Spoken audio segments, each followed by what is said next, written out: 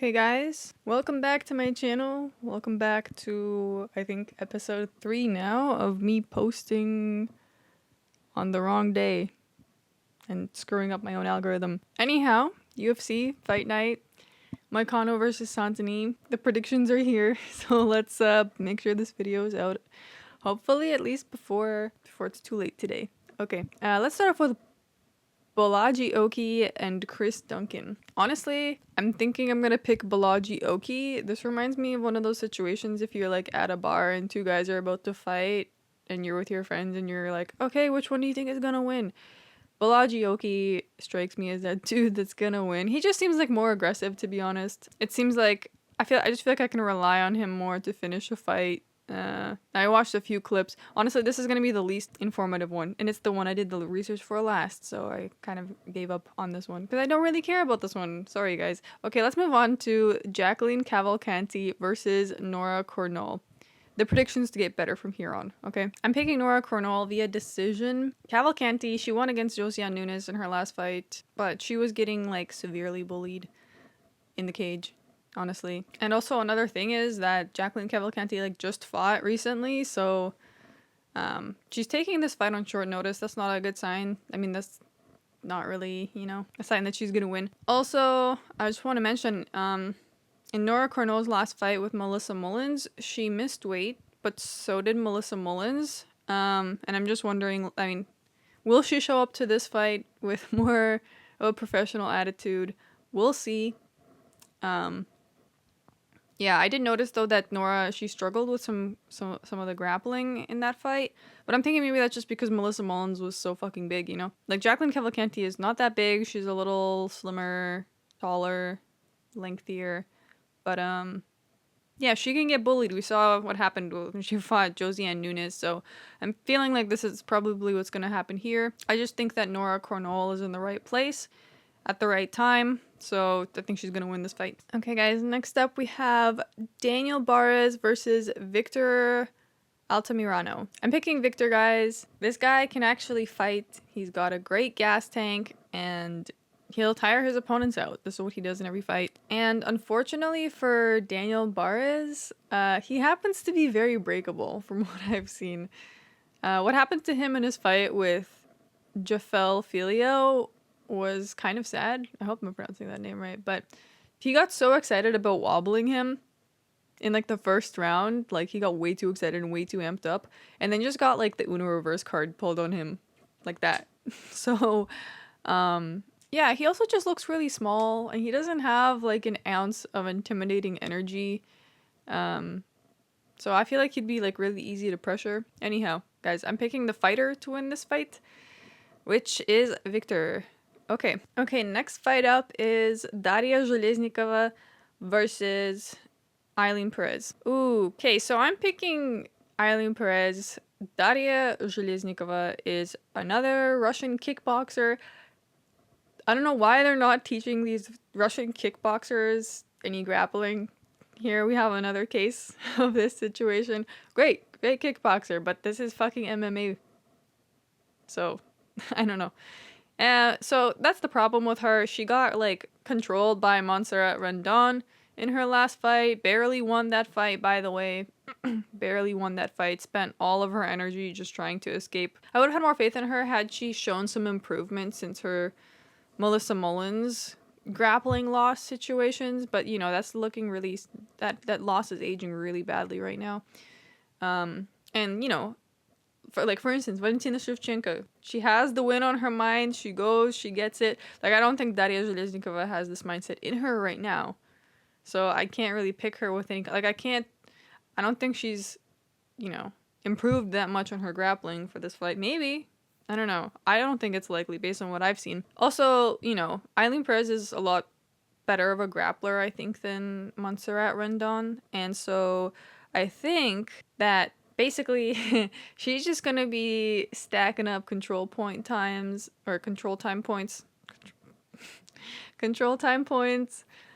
on the ground while Daria Zhelezniakova wastes all of her energy trying to scramble away. So I'm picking Ailin Perez. Maybe Daria Zhelezniakova will have some success if she doesn't get taken down. That's the thing. Actually, if anything, I would say between the time she last fought till now, if there's anything she should have worked on regarding her grappling, I would hope that it's at least, it was like defense. Like, just don't get taken down.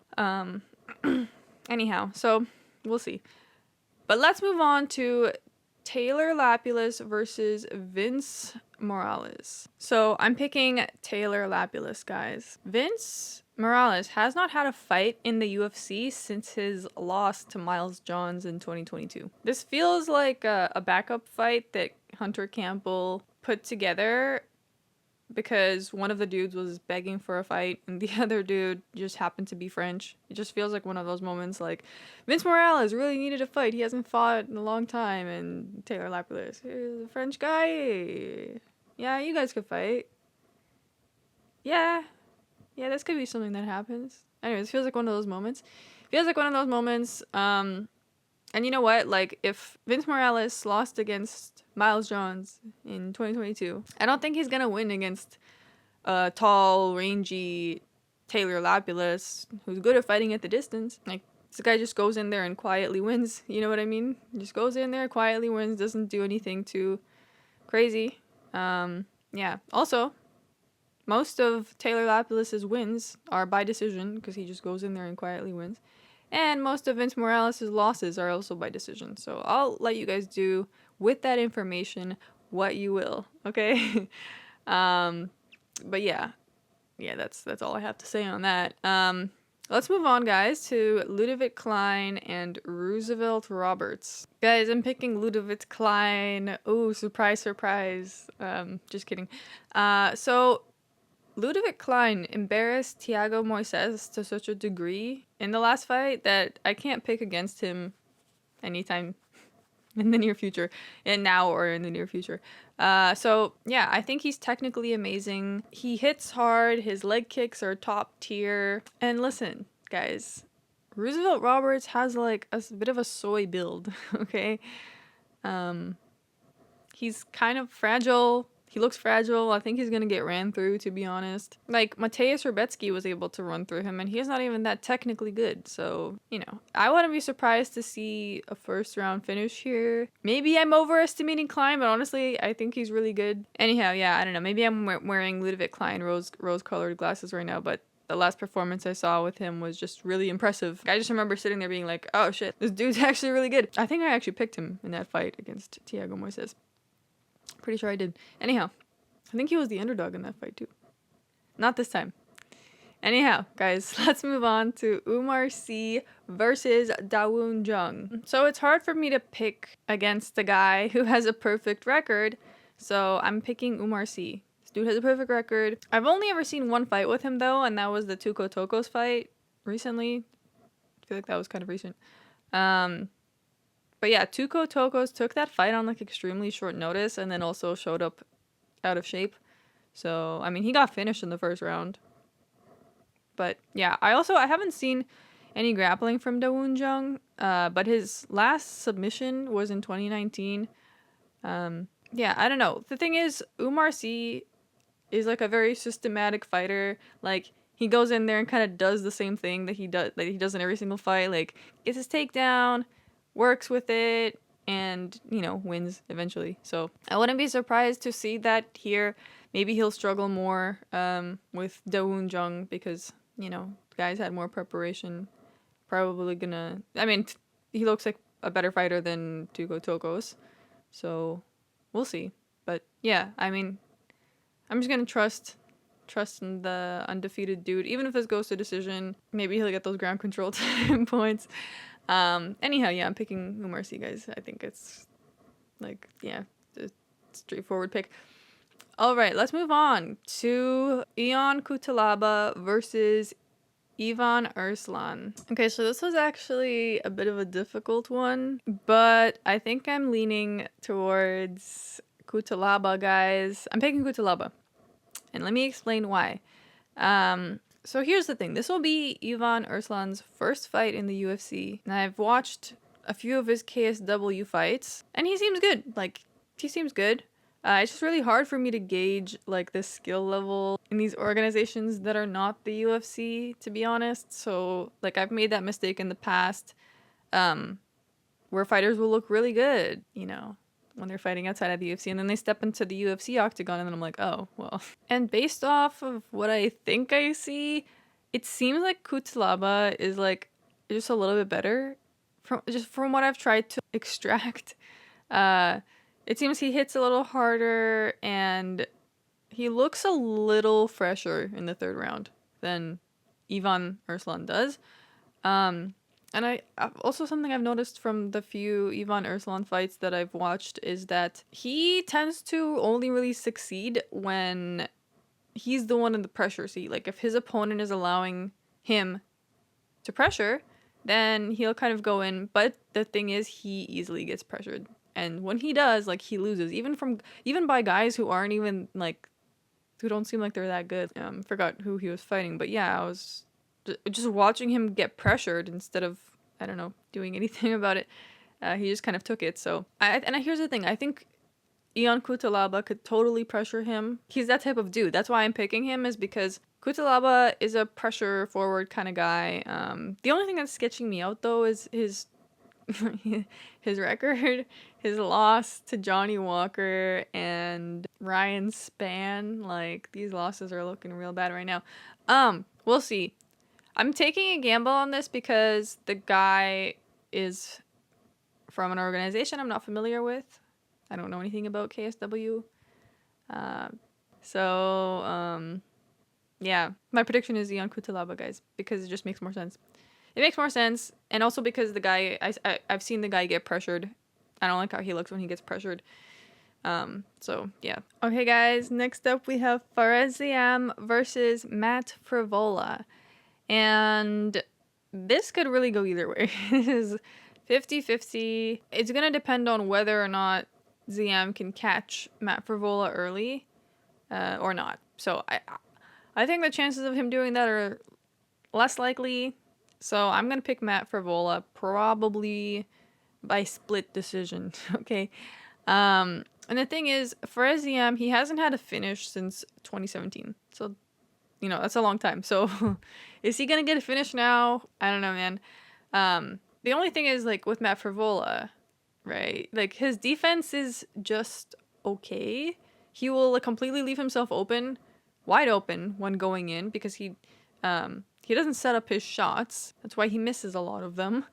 But yeah, he just keeps, you know, shooting without a plan, and that's what leaves him open.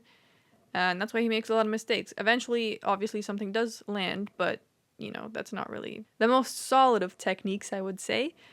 The thing is, I'm worried how this might turn out against a striker like Ziam, who has a 4-inch reach advantage and, you know, will probably be fighting at a distance, so will probably see your shots coming a little more than others.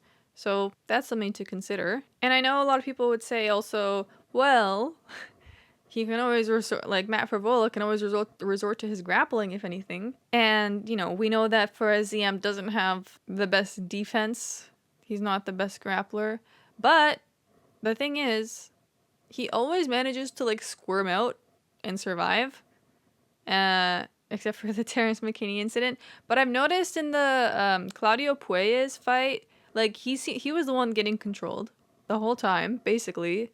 Throughout the entire fight, and this is, you know, probably where people are realizing that his defense is not that good, but guys, he won that fight by split decision somehow. Like, he was getting controlled, but somehow he didn't. I don't know if that was you guys let me know, but he won that fight by split decision, which is just really awkward if I'm not mistaken. Yeah, so I'm really 50-50 on this one. I would say, man, if his last finish wasn't in 2017, I would feel more confident about picking him. As a striker, you should probably be getting KOs, no? If you're good. But yeah, I'm gonna pick Matt Frevola, guys. I'm gonna pick Matt Frevola by split decision, because I think he'll probably just do a little more. Yeah, he has more output. He'll do a little more. Ziam hasn't had a finish since 2017. He's probably, you know, struggling to land his shots. So, guys, Matt Frevola is the pick. Okay, guys, let's move on to Morgan Charriere versus Gabriel Miranda. So, I'm picking Morgan Charriere. I'm going to take him for a finish, actually, because he is really good at finding these openings on the feet. Like, look at what he did to Chepe Mariscal, to his face. Like, that dude actually has pretty good defense. Unlike Gabriel Miranda, okay, who will just dish out combinations without any regard for his chin, which is a dangerous, dangerous, dangerous technique to have when you're fighting against someone who's good at finding the openings. And yeah, this is, I think, where he's gonna fall in this fight. I was watching back his previous fight with Benoit Saint-Denis, where he got rocked so many times. Like, so many times. But Benoit Saint-Denis is also one of these dudes that isn't as defensive as he could be. Also, like, doesn't really watch his chin, kind of just goes in. Not as much as Gabriel Miranda, but yeah, I just don't think that this is gonna fly in this fight. Like, I just think this is a bad matchup for him. Wait, girl, what are you doing? Masha's begging for attention. Okay. Anyhow, yeah, I just feel like Gabriel's bound to get caught. I don't know what else to say. I think that's what's gonna happen in this matchup. Okay, guys, next up we have Kevin Jousset versus Bryan Battle. I'm picking Bryan Battle, guys. I've been watching back this guy's fights, and I noticed that he kind of fights with, like, a similar aura to Pereira, Alex Pereira. Like, he's super calm.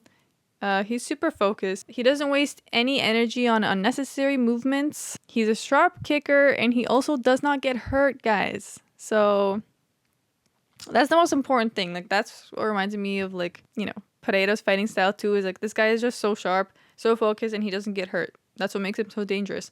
So yeah, I just think Bryan Battle is better than Kevin Jousset. I think his technique's a little more refined, and I think he's just gonna outpoint Kevin Jousset. You know, Kevin Jousset's pretty good, but I just think Bryan Battle is better. You are scratching my mic.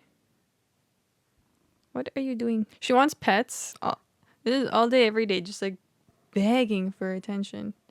Begging for attention. Okay. I'll give you attention later, okay? Anyhow, yeah, I think Kevin Jousset, he doesn't, like, I've been watching his fights. His kicks aren't that clean. He misses a lot more of his shots comparatively to Bryan Battle. And yeah, I'm thinking this is going to be Bryan Battle outpointing Kevin Jousset and winning by decision. I hope I'm not talking too loud into the mic. Okay, guys, let's move on to William Gomez versus Joe Anderson Brito. Guys, I'm picking Joe Anderson Brito. I think this dude has some of the best cardio I've ever seen. Like, I know this is featherweight, but he somehow manages to look equally as fresh in the third as he does in the first. So, yeah. Also, okay, William Gomez, he's good on the ground. This is true. But he also tends to slow down in the third. And honestly, I don't think he's going to be as strong as Joe Anderson Brito. And this is going to be a problem for him because, like, if Joe Anderson Brito is fighting a guy who's not as strong as him, that other dude is just going to have to match Joe Anderson's force. And that's going to tire the shit out of him. So I just don't think William Gomez has, like, the power to match Joe Anderson Brito. And I think he's going to slowly crumble in this fight. So Joe Anderson also just has really good defense, and I think maybe this is just because of his speed. Like, he's just so fast.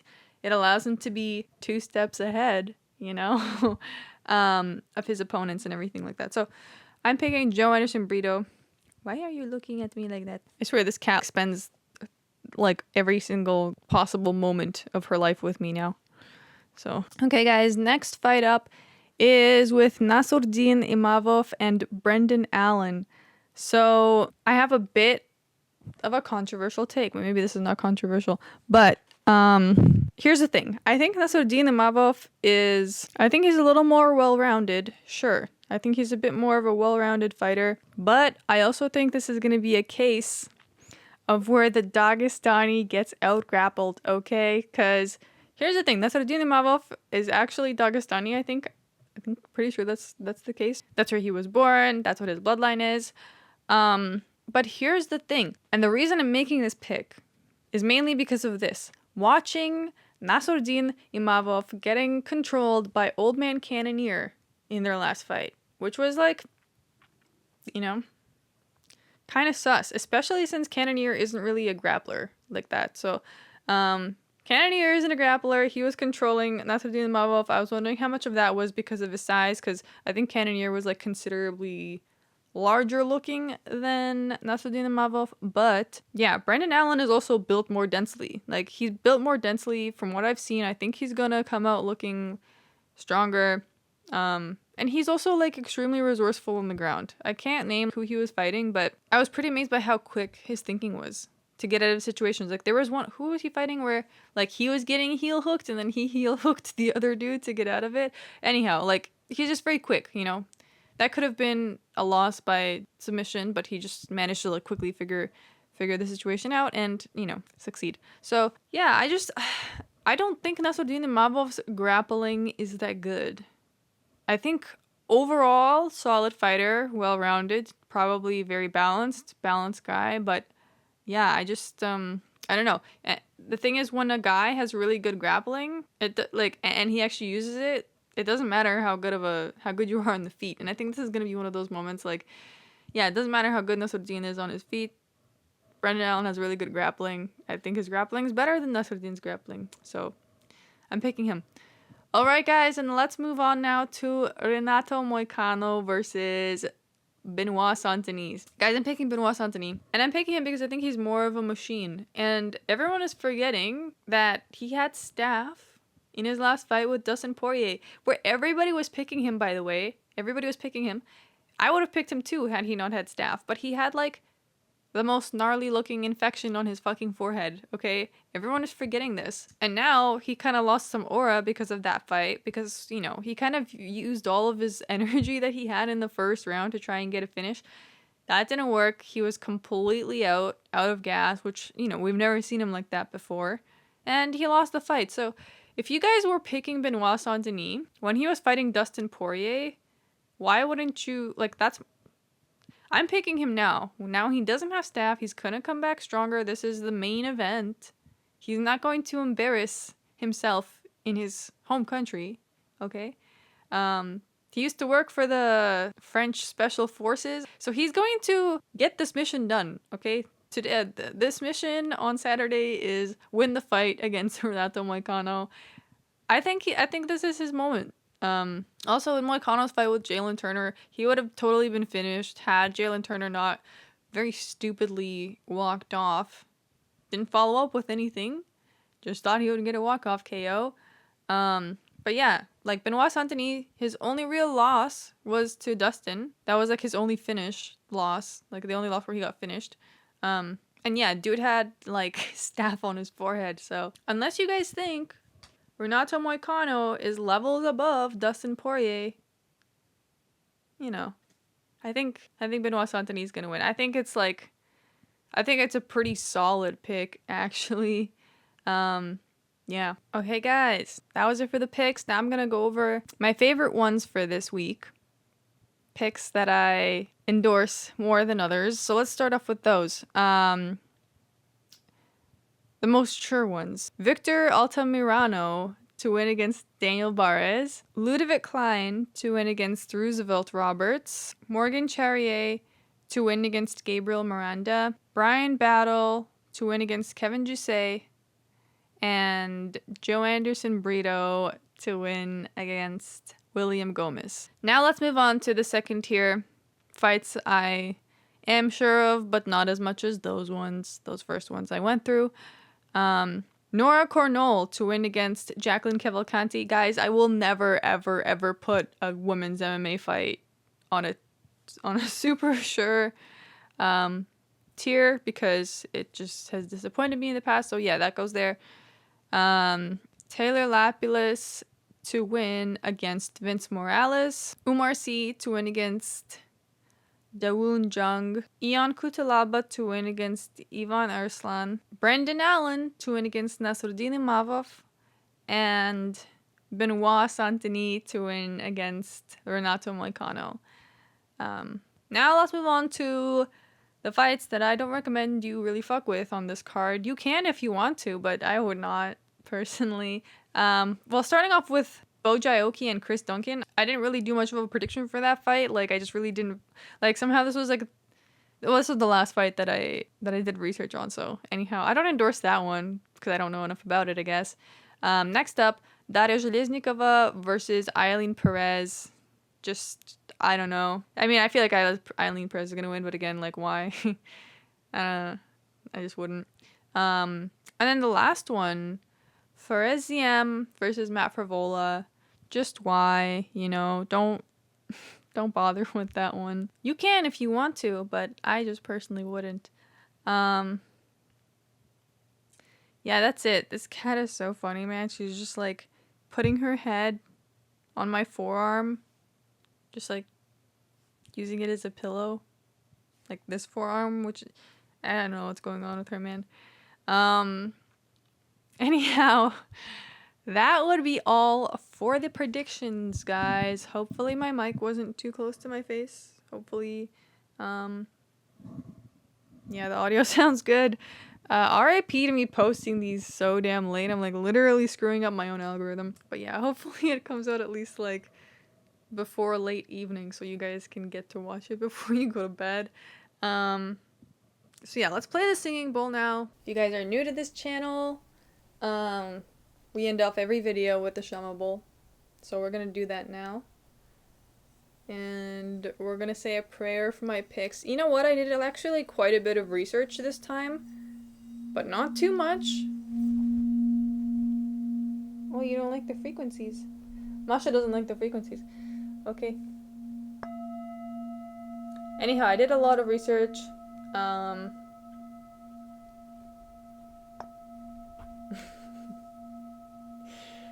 Regardless, this should be a good week. There's a lot of fights I'm excited for on this card. I'm really excited for the main card mostly, actually. But even a few of the others, like Ludovit Klein, the Ludovit Klein fight, should be good. Yeah, I don't know what else on the. I guess Ion Cutelaba versus Ivan Erslan should be interesting. Well, now I'm just like excited for the fight to see how that, like, to see if I was right about the outcome. So yeah, and also this way I'll know like how good KSW actually is based on the result. So anyhow, that'll be it for this video, guys. Thank you for watching. Thank you for being here. If you'd like, also on my second channel, which will be linked in the description box below, I will be doing vibe picks tomorrow. That's when the weigh-ins are. So head on over there tomorrow. There will be a video posted. I'm going to try and put out more content this week on this channel as well. Well, I guess this week is kind of over, but next week, hopefully, I have another video that I want to put out. Yeah, so let's pray for my time management skills to improve a little bit because they have not been so good. Anyhow, I'm gonna stop rambling now. Thank you guys for watching. See you next time. Bye.